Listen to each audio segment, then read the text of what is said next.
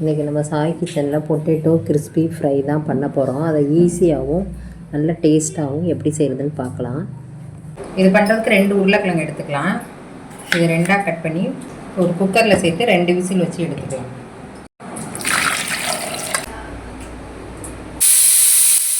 ரெண்டு விசில் வச்சு எடுத்துகிட்டு நார்மல் வாட்டருக்கு மாற்றிடுங்க.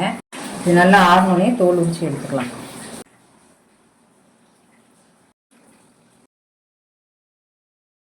இதை ஒரு மேஷர் வச்சு நல்லா மேஷ் பண்ணிக்கலாம்.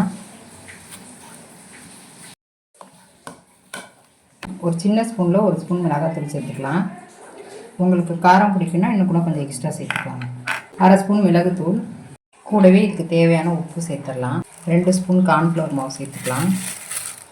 இது எல்லாத்தையும் மிக்ஸ் பண்ணிக்கலாம். இப்போ இது கூடவே ஒரு 3 ப்ரெட்டு சேர்த்துக்கலாம். இதையும் சேர்த்து நல்லா மிக்ஸ் பண்ணி எடுத்துக்கலாம்.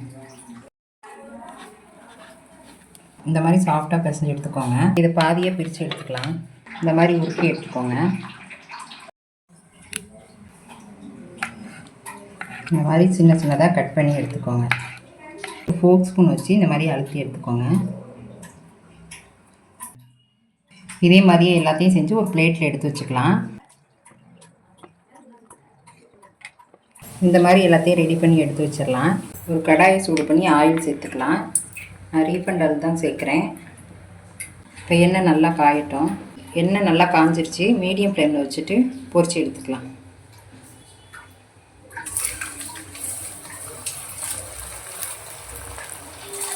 ஸ்பேஸ் இருக்க வரைக்கும் போட்டு எடுத்துக்கோங்க. இப்போ திருப்பி விட்டுக்கலாம்.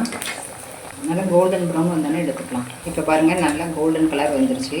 ஒரு பிளேட்டுக்கு மாற்றிக்கலாம். மீதி இருக்க எல்லாத்தையும் இதே மாதிரி பொரிச்சு எடுத்துக்கலாம்.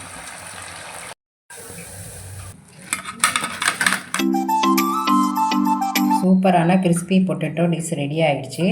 இதை ஈவினிங் ஸ்நாக்ஸாக வச்சு சாப்பிட்றதுக்கு ரொம்ப சூப்பராக இருக்கும். சாஸ் கூட வச்சு சாப்பிட்றதுக்கும் ரொம்ப அருமையாக இருக்கும். இந்த ரெசிபியை நீங்களும் செஞ்சு பாருங்கள். இந்த ரெசிபி உங்களுக்கு பிடிச்சிருந்தா லைக் பண்ணுங்கள், ஷேர் பண்ணுங்கள், கமெண்ட் பண்ணுங்கள். சாய் கிச்சனை மறக்காமல் சப்ஸ்கிரைப் பண்ணுங்கள். பாய்.